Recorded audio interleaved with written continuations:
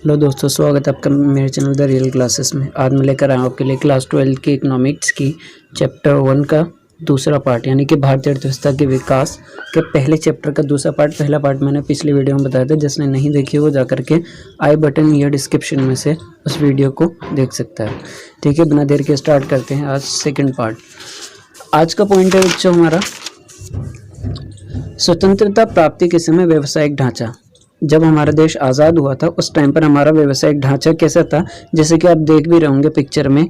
इसमें दिखाया हुआ है कि हमारे देश में सबसे ज़्यादा लोग जो डिपेंड कर रहे थे वो कृषि पर डिपेंड कर रहे थे, 72.7%। यानी कि भारत में अगर 100 लोग रहते हैं तो उसमें से 72.7%, मैं कहूँ तो 73% लोग सिर्फ और सिर्फ कृषि पर निर्भर करते थे। उनकी रोजी रोटी जो भी थी, खाना पीना, वो सिर्फ और सिर्फ कृषि से आता था। जितनी पैसे वो कमा रहे थे कृषि से कमा रहे थे। उसके बाद सेकेंड सेक्टर था हमारा द्वितीय क्षेत्र, यानी कि जिसमें हमारे उद्योग, भवन निर्माण, छोटे बड़े उद्योग सभी आते हैं। यानी कि पूरी जनसंख्या का 10% भाग, 10.1% भाग हमारा द्वितीय क्षेत्र पर निर्भर करता था, यानी कि उद्योग पर निर्भर करता था, जो बताता है कि हमारा देश काफ़ी ज़्यादा पिछड़ा हुआ था। और इस सिचुएशन में अगर मैं बताऊं, कृषि में हम 72.7% थे, जबकि अमेरिका और इंग्लैंड 2%, यानी कि अमेरिका और इंग्लैंड की जनसंख्या का 2% भाग ही सिर्फ कृषि पर आधारित है। जर्मनी का 4% भाग और जापान का 12% भाग। और उद्योग की बात अगर मैं करूँ तो उद्योग के मामले में हमारे इंडिया में 10.1% लोग उद्योग पर निर्भर थे, जबकि यूएसए में 32% था उस टाइम भी, इंग्लैंड में 42% और जापान में 39%। इसके आधार पर आप जान सकते हैं कि हमारा देश कितना पिछड़ा हुआ चल रहा था। और तीसरा, अगर तृतीय क्षेत्र की बात करूं मैं, तो सेवाओं के मामले में या व्यापार, वाणिज्य, यातायात, संगठन तथा संचार, इन सभी सेक्टर के बारे में अगर मैं बताऊं तो हमारा देश सिर्फ 17.2% लोग ही तृतीय क्षेत्र में काम कर रहे थे। और इसमें 3 चीज़ें निकल कर आती हैं। व्यावसायिक ढांचे के बारे में पहले आपको बताऊं तो व्यावसायिक ढांचा क्या है। व्यावसायिक ढांचे से अभिप्राय कार्यशील जनसंख्या का अर्थव्यवस्था के प्राथमिक, द्वितीयक, तृतीयक क्षेत्र में वितरण से, यानी कि हमारी जो कार्यशील जनसंख्या, जो काम करने वाली जनसंख्या है, वो किस सेक्टर में कितना कार्य कर रही है, उसके बंटवारे को कहा जाता है व्यावसायिक ढांचा। और इस पॉइंट से, इस टेबल से 3 बातें निकल कर आती है। कृषि व्यवसाय का एक प्रमुख स्रोत, यानी कि अगर हम कोई व्यवसाय करते थे तो वो हमारा सबसे महत्वपूर्ण, सबसे पहले नंबर पर आता था हमारा कृषि। उसके बाद द्वितीय नंबर पर आता था हमारा उद्योग, जबकि ज़्यादा होना चाहिए था। और ये क्या था, हमारा उद्योग व्यवसाय का एक निराशाजनक स्रोत था, बहुत ही गिरा हुआ। तीसरा, असंतुलित विकास। संतुलित विकास तब होता है जब तीनों सेक्टर का समान विकास होता है, लेकिन यहाँ पर आप देख भी सकते हैं कृषि का 72.7%, द्वितीय क्षेत्र का 10.1% और तृतीय क्षेत्र का 17.2%। कहीं से कहीं तक भी इसमें समानता हमें नज़र नहीं आती है। तो इसके बाद अगला टॉपिक है हमारा स्वतंत्रता प्राप्ति के समय आधारिक संरचना।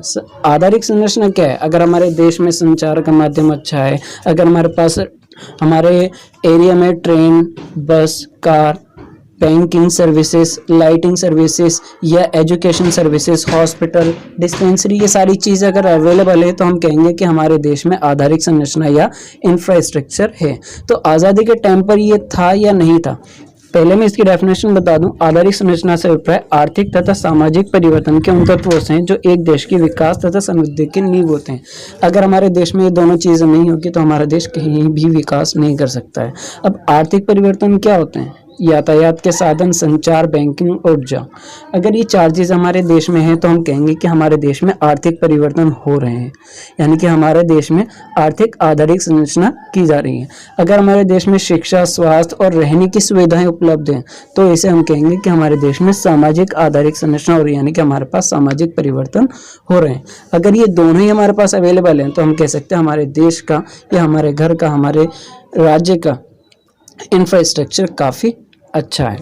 अगला पॉइंट है हमारा इसमें, अब ये आधारिक संरचना किस तरह की थी हमारे देश में? स्वतंत्रता के टाइम पर हमारे देश में इंफ्रास्ट्रक्चर था या नहीं था? तो देखिए, हमारे देश में यातायात का साधन होना चाहिए, तो बिल्कुल हमारे पास रेलवे का विकास हुआ था। हमारे देश में रेलवे का विकास किया गया था, लेकिन इसका उद्देश्य सिर्फ और सिर्फ और क्या था, ब्रिटेन की तैयार वस्तुओं को औपनिवेशिक भारत के आंतरिक भागों में पहुंचाने के लिए किया था। यानी कि रेलवे का जो ब्रिटेन शासन ने डेवलपमेंट किया था वो सिर्फ कच्चे माल को या तैयार वस्तुओं को बंदरगाहों से उठाकर जहां पर समुद्र नहीं है उन राज्यों में पहुंचाना। जैसे दिल्ली समुद्र से काफी दूर है, तो मुंबई से लेकर के दिल्ली तक माल को लाने के लिए ट्रेन का डेवलपमेंट ब्रिटिश शासन ने किया था। फिर उसके बाद बंदरगाहों का विकास। बंदरगाहों का विकास क्यों किया गया था? ताकि ब्रिटेन अपने कच्चे माल को ब्रिटेन ले जा सके और वहां से मशीन से बनी हुई वस्तुओं को इंडिया में ला करके बेच सके। यानी कि इंडिया से आयात निर्यात करने के लिए बंदरगाह का विकास किया था। डाक तार का विकास। अब इसका डेवलपमेंट किस लिए किया गया था? इसका डेवलपमेंट प्रशासन की कुशलता को बढ़ाने के लिए किया गया था। यानी कि दिल्ली से मुंबई अगर मुझे कम्युनिकेशन करना है, वहाँ के तानाशाह से अगर मुझे बात करनी है, तो मैं उसको लेटर लिखकर भेजता था, डाक के जरिए कोई पोस्ट करता था और उसे वो संदेश मिल जाता था। इसलिए ब्रिटिश शासन ने डाक और तार का डेवलपमेंट किया था। फिर सड़कों का निर्माण। बंदरगाहों से लोगों के पास या जहां पर भी लोग रह रहे हैं वहां पर अपनी वस्तुओं को पहुंचाने के लिए सड़कों का निर्माण किया था। ये था हमारे देश का आधारिक संरचना। आज़ादी के टाइम पर इंफ्रास्ट्रक्चर तो था, लेकिन वो सिर्फ और सिर्फ फायदा किसको पहुंचा रहा था? हमारे ब्रिटिश शासन को फायदा पहुंचाता था। अब इसके बाद ये पॉइंट हमारे अभी तो हमने सिर्फ शॉर्ट में पढ़े हैं, लेकिन इन सब चीज़ों के बारे में जो 6 चीज़ें मैंने बताई थी आपको, कृषि, जनांकी की रूपरेखा, इंफ्रास्ट्रक्चर और व्यावसायिक ढांचा, ये सारी चीज़ों के अलग अलग एक चैप्टर बने हुए हैं जो आप सेपरेटली पढ़ेंगे आगे की चैप्टर्स में। अभी फ़िलहाल इन पॉइंट से एक मेन क्वेश्चन निकल कर आता है कि क्या ब्रिटिश शासन का कोई सकारात्मक प्रभाव भी हुआ था? तो इसके क्वेश्चन है हाँ, हमारे देश में ब्रिटिश शासन के कुछ सकारात्मक प्रभाव भी हुए थे, लेकिन वो सिर्फ फायदा पहुंचा रहे थे ब्रिटिश शासन को ही। इसमें पहला फायदा क्या होता? कृषकों का व्यापारिक दृष्टिकोण। मैंने बताया था कि कृषि, हमारे देश के जो किसान हैं वो अपने जीवन निर्वाह यानी कि आवश्यकताओं की पूर्ति के लिए खेती किया करते थे, लेकिन जब ब्रिटिश शासन आए तो उनका दृष्टिकोण चेंज हो गया। उन्होंने कृषि को बिजनेस बनाया और बिजनेस के तौर पर कृषि करना शुरू कर दिया। ये था कृषकों का दृष्टिकोण चेंज करने का पहला फायदा। दूसरा, रोजगार के लिए नए अवसर। रोजगार के लिए नए अवसरों की खोज करके गए थे हमारे ब्रिटिश शासन। उन्होंने नए नए बंदरगाह बनाए, वहां पर काम करने के लिए लोगों को अपॉर्चुनिटी दी और उसके बाद उनकी जीवन निर्वाह चीजों की पूर्ति की गई। दूसरा, अकाल पर नियंत्रण।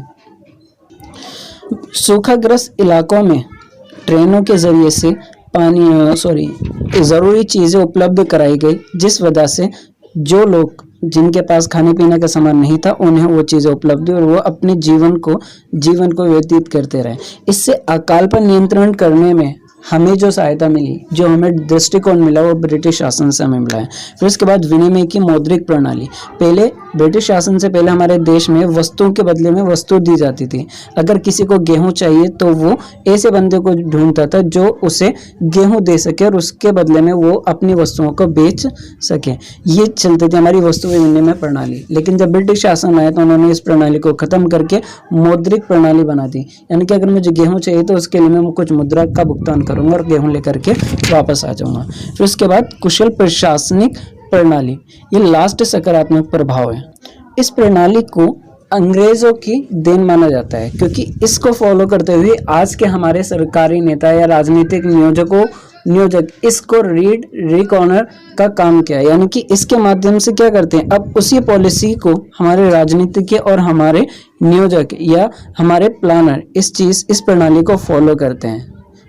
ये सारी प्रणाली जो हमें मिली है ये ब्रिटिश शासन के दौरान मिली है। तो अब मैं कह सकता हूँ कि ब्रिटिश ने हमारा नुकसान भी किया है और फायदा भी किया है, लेकिन ये जो हमारा फायदा हुआ है ये सिर्फ और सिर्फ उन्होंने अपने भले के लिए किया था, लेकिन ये तुक्के में हमारा फायदा हो गया, जिसे कहते हैं ना तुक्के में, वो फायदा हमें मिला है। उनका मोटिव सिर्फ अपना फायदा पहुंचाना था, लेकिन इसके बदले में कुछ अच्छा फायदा, अच्छा काम हमारे लिए भी कर गए। तो गाइस, इंडियन इकोनॉमी का पहले चैप्टर यहाँ पर फिनिश होता है। अगर कोई भी डाउट अगर आपको आता है तो प्लीज़ आप मुझे कमेंट बॉक्स में बताइए और ज़्यादा से ज़्यादा इस वीडियो को शेयर कीजिए।